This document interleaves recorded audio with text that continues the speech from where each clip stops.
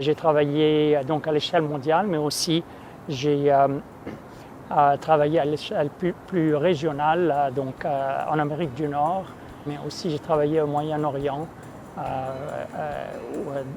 y compris une formation en agriculture urbaine pour plusieurs pays et aussi une rédaction d'un livre sur l'interface entre agriculture et urbanisation. Plus localement, à Toronto, j'étais immédiatement impliqué dans le monde émergent de l'agriculture urbaine. Je suis donc un des coordinateurs du réseau d'agriculture urbaine de la ville qui s'appelle Toronto Urban Growers.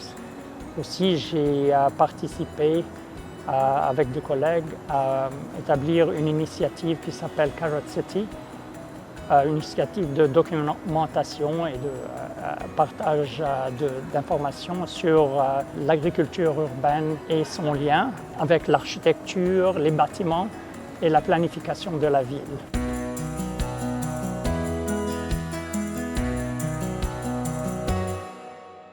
Au début des années 90, c'était un moment où la présence de l'agriculture dans la ville a commencé à être reconnue. Il y avait de plus en plus de projets. Alors à ce moment-là, c'était encore possible de savoir un peu ce qui se passe autour du monde, mais donc ça a pris beaucoup plus d'ampleur durant les années 2000.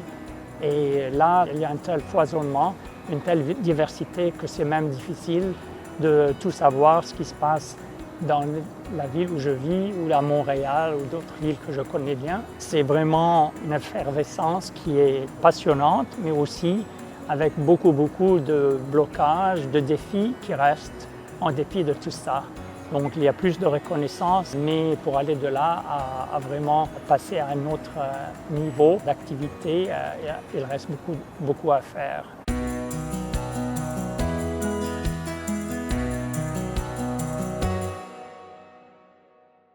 L'émergence de ce mouvement n'était pas isolée et est largement due à un grand élargissement de conscience de beaucoup plus de personnes du lien entre alimentation et industrialisation du système agricole et alimentaire, mais aussi aux impératifs écologiques, aussi sur l'élargissement qui continue de présence de personnes qui n'ont pas les moyens de se nourrir ou notamment de se bien nourrir.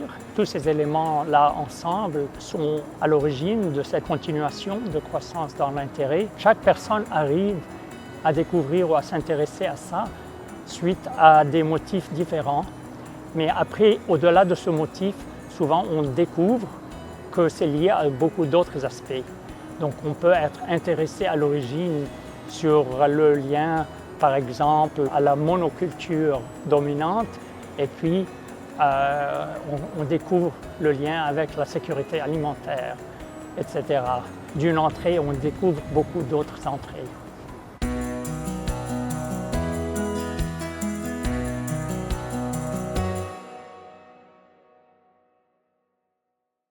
Entre autres, c'est les différentes, priorités que différents projets ont. À Toronto comme à Nairobi, il y a des acteurs qui travaillent dans l'agriculture urbaine, qui sont orientés aux aspects pédagogiques, par exemple. Une différence entre des pays peut être liée au rôle des collectivités. Ça ne dépend pas simplement des moyens financiers. Il y a des villes pionnières qui sont plus pauvres, mais où il y a eu un vrai engagement par rapport au soutien à l'agriculture urbaine, comme par exemple à Quito, il y a toute une agence spécifique pour ça, qui travaille pour soutenir le développement des capacités des petits agriculteurs de la ville, mais aussi pour ceux qui mettent en place des petites fermes urbaines pour développer le secteur plus largement avec la transformation des aliments et sa commercialisation. Mais donc, ce n'est pas juste une question de villes plus riches ou moins riches qui explique l'engouement d'une collectivité par rapport à une autre. C'est souvent plus spécifique à quel type d'agriculture urbaine ou par qui et comment. Par exemple, à Toronto, il y a une très grande diversité d'acteurs d'agriculture urbaine à toute petite échelle, mais en même temps, il n'y a pas de grandes fermes urbaines. Souvent, les grandes villes, beaucoup d'elles ont maintenant beaucoup de projets intéressants, mais assez différents. Parfois liés aux collectivités, par exemple, la présence de pariculteurs à Paris a eu un vrai impact, mais c'est difficile d'identifier simplement de manière générale. Certaines sont connues, par exemple la Havane, par rapport au rôle important que certaines formes d'agriculture urbaine qui existent là-bas ont contribué à la, survie des habitants de la ville, notamment après la fin de la période soviétique. C'est plus une question de qu'est-ce qu'on peut apprendre spécifiquement dans certains lieux qui représentent certaines innovations et quel besoin d'adapter ça, puisque c'est dans d'autres contextes, pour que ça marche là-bas.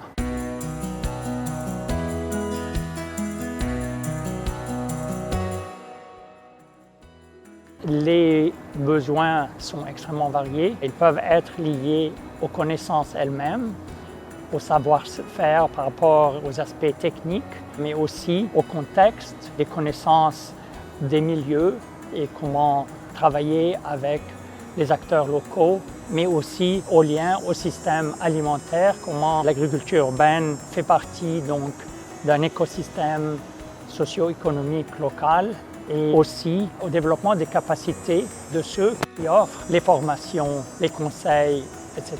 pour pouvoir partager les connaissances qui existent.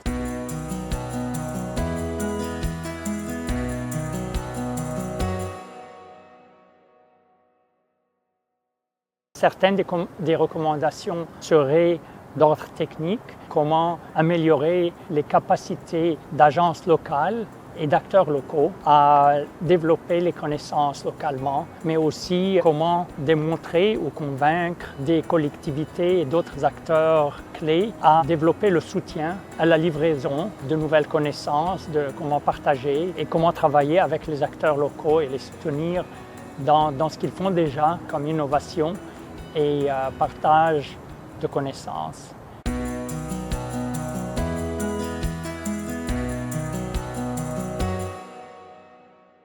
La FAO, par exemple, ça a pris en fait très longtemps pour développer l'intérêt autour des questions alimentaires et agricoles dans le contexte urbain. De même, l'agence Habitat, qui est spécifiquement orientée vers les questions urbaines, pendant longtemps, elle ne s'est pas orientée vers les questions alimentaires. Et là, ça commence à se développer, notamment avec l'émergence de concepts comme le système alimentaire urbain et régional, le City Region Food System, où les liens urbains-ruraux, de manière générale, est en train de rapprocher des agences, comme d'un côté la FAO et de l'autre Habitat. Deux exemples d'évolution qui a pris, disons, quelques décennies, mais ça reste largement fragmentaire. Donc là, j'espère qu'à travers cette documentation et la diffusion qui suivrait, ça pourrait aider à élargir l'évidence. Il devrait y avoir l'intérêt de beaucoup d'autres agences qui touchent à beaucoup d'autres secteurs, l'environnement, les questions de genre, etc. Et ça, de même, donc pas juste à l'international, mais à l'échelle nationale et locale.